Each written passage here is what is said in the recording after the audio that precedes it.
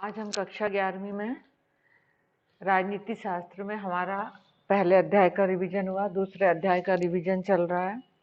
इसके कुछ महत्वपूर्ण प्रश्न हैं आपके सामने कि जो आपने लेसन पढ़ा है तो उसको हम दैनिक जीवन में संबंधित उदाहरणों से उन अधिकारों का उपयोग कैसे कर सकते हैं।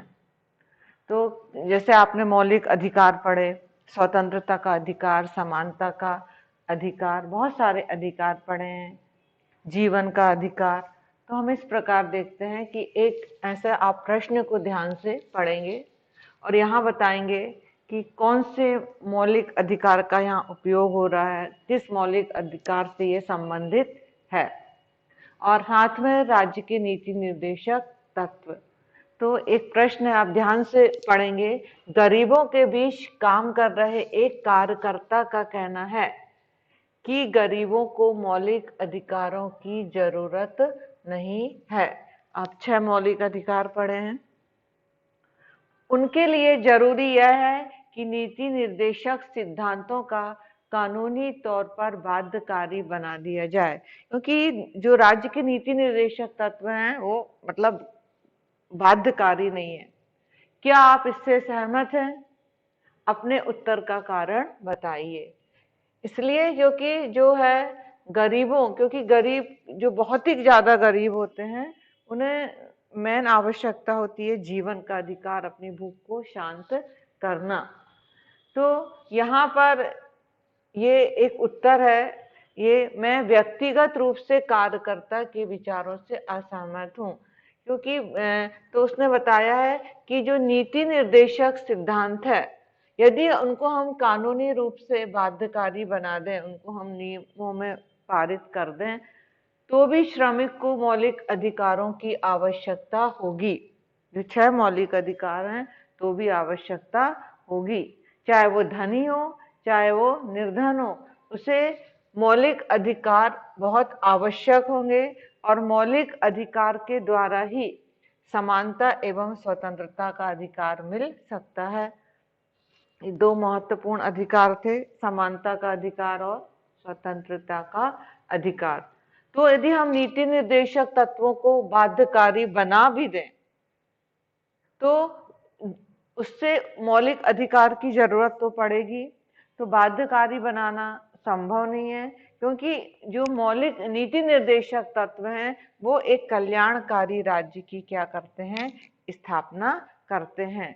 यदि हम इन सिद्धांतों को बाध्यकारी आवश्यक कानून बना दें तो भी उसके लिए राज्य को व्यापक संसाधनों की व्यवस्था राज्य को करनी पड़ेगी, जो व्यवहारिक रूप से काफी कठिन है। हर व्यक्ति के ऊपर हमें उसकी व्यवस्था करनी पड़ेगी यदि ये नियम बना दिए जाते हैं। तो इस प्रकार हम जो अधिकार हैं राज्य के नीति निर्देशक तत्व हैं, उनका इस प्रकार उदाहरणों के द्वारा हम उसका उपयोग कर सकते हैं। अगला महत्वपूर्ण प्रश्न है, वो भी दैनिक जीवन से संबंधित है। तो यहाँ भी हमें मौलिक अधिकार के बारे में पढ़ना है कि जो जातियां पहले झाड़ू देने के काम में लगी हुई थी, बहुत पहले की बात है, लेकिन हमारा जब संविधान बना तो ये हटा दिया गया, ये वाला भेदभाव, अस्पृश्यता का भेदभाव जो हो रहा था उसको हटा दिया गया कि जो मजबूरन उन्हें, क्योंकि उनको दूसरे काम नहीं दिए जाते थे जो झाड़ू लगाने का काम करते थे, और जो लोग अधिकार पद पर बैठे थे वे इन्हें कोई और काम नहीं देते थे। इनके बच्चों को पढ़ाई लिखाई करने पर भी हतोत्साहित मतलब आगे बढ़ने नहीं दिया जाता था। तो आप यहाँ बताइए यहाँ पर कौन सा मौलिक अधिकार का उल्लंघन हो रहा है।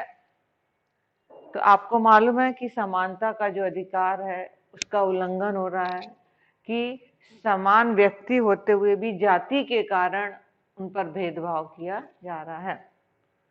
तो यहाँ पर जाति और उनके कार्य के आधार पर भेदभाव किया जा रहा है।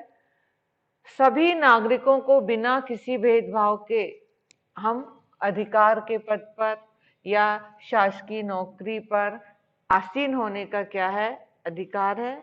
और जो संविधान का अनुच्छेद 17, ये बहुत महत्वपूर्ण अनुच्छेद है। इस 17 के द्वारा अस्पृश्यता और छुआछूत को क्या कर दिया गया है, समाप्त कर दिया गया है। तो हमेशा प्रश्न आता है कि किस अनुच्छेद में अस्पृश्यता और ये छुआछूत को दूर किया गया है, वो है अनुच्छेद क्रमांक 17। अब अगला प्रश्न है, ये भी ऐसे दैनिक जीवन में चलते रहते हैं। एक मानवाधिकार समूह, मानवाधिकार आयोग के बारे में आपको हमने बताया था। तो अपनी याचिका में यह अदालत का ध्यान देश में मौजूद भूखमरी की स्थिति की ओर खींचा। भूखमरी समझते हैं आप? भूख से मरना, भोजन की कमी होना। भारतीय खाद्य निगम के गोदाम में 5 करोड़ टन से भी ज्यादा अनाज भरा हुआ था।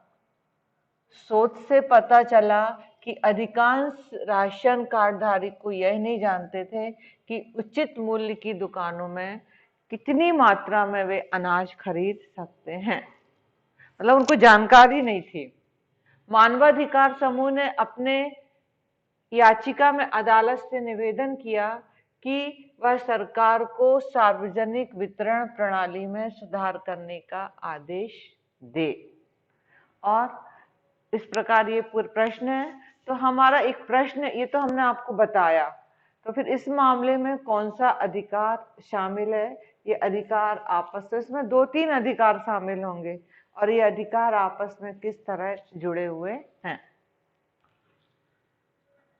जीवन का एक नागरिक अधिकार होता है, उसमें है जीवन का अधिकार, भूख से मुक्ति का अधिकार, सूचना का अधिकार, समानता का अधिकार, संवैधानिक उपचारों का अधिकार। इतने सारे अधिकार इसमें शामिल हैं कि हमें सूचना मालूम होनी चाहिए कि संबंधित ये वाला जो टॉपिक लिया गया है कि कितने मात्रा में वो अनाज खरीद सकते हैं।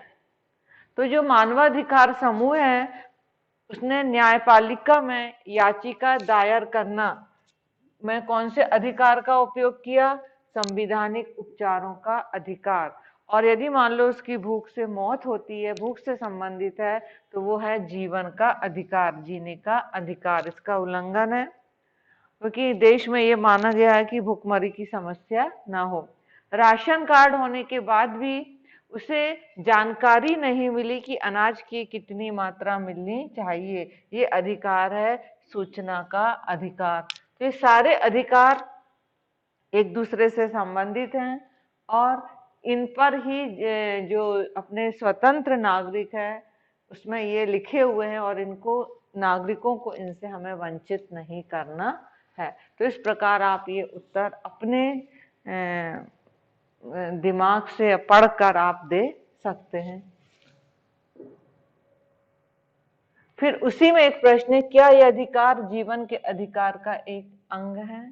तो ये जीवन के अधिकार के अंग हैं, हालांकि उनके अलग अलग घटनाएं हैं क्योंकि अनाज के अभाव में व्यक्ति का जीवित रहना संभव नहीं है और व्यक्ति की जीवन रक्षा हेतु ये परम आवश्यक है कि कितना अनाज उनको मिलना चाहिए। धन्यवाद। हो गया, हम सोचे